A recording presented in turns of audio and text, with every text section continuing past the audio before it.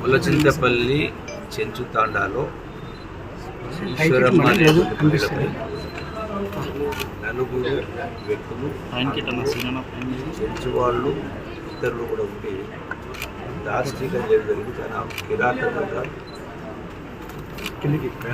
భయంకరమైనటువంటి అంటే ఆటవిక దశలో జరిగినట్టుగా దుర్మార్గంగా ప్రవర్తించారు. ఆ రోజున నా దృష్టికి రాగానే మరుక్షణమే ఎస్పీ, డిఎస్పీ, సిఐ, ఎస్ఐ నలుగురితో మాట్లాడి ఎవరైతే ఈ యొక్క దాడికి ఆ మహిళపై దాడికి పాల్గొన్నట్టు నలుగురిపైన కేసు బుక్ చేసి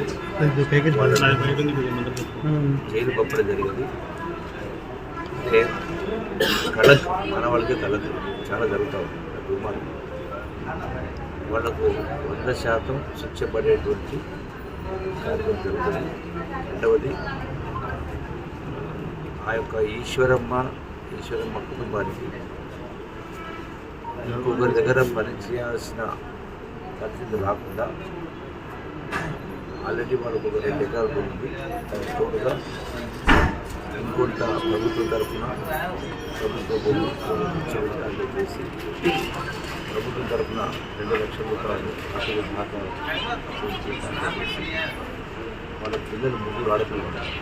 ఆ 3 పిల్లలు కూడా వాళ్లకు చదువు విషయంలో ఈ యొక్క ప్రభుత్వ పరంగా రెసిడెన్షియల్ స్కూల్స్లో వాళ్ళకు చదువులకు కార్యం చేసి వాళ్ళకు ఆర్థిక భారం పడకుండా అన్ని విధాల ప్రభుత్వం వాళ్ళను ఆదుకునే కార్యం చేస్తూ వాళ్ళ కాళ్ళపైన వాళ్ళు నిలబడే విధంగా ఎవరి కాళ్ళు పట్టుకోవాల్సిన అవసరం లేకుండా స్వశక్తితోటి పైకి వచ్చే విధంగా అన్ని విధాల సహాయం ప్రభుత్వం పరంగా చేస్తూ వ్యక్తిగతంగా కూడా మంచి చేస్తూ ఇటువంటి దారుణాలు ఎక్కడ జరిగినా ఖచ్చితంగా